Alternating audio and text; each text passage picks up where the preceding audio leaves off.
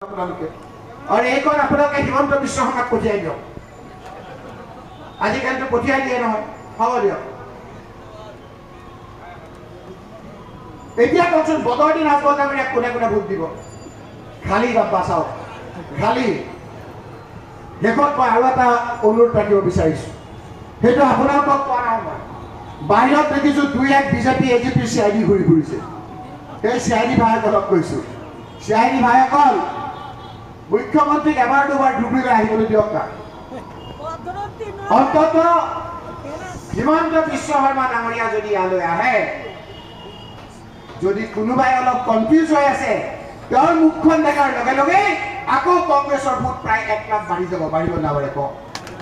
ইমান অপ্ৰিয় চাওক সেইকাৰণে মুখ্যমন্ত্ৰী ডাঙৰীয়া তেওঁ মুখখন এনেকৈ দেখাই দিয়ে মোৰ ভোটটো বাঢ়িব নে নাবাঢ়ে তেওঁক অলপ কওকচোন আমাৰ এই চিআইডি কেইজনক কওক এবাৰ দুবাৰ হেলিকপ্টাৰ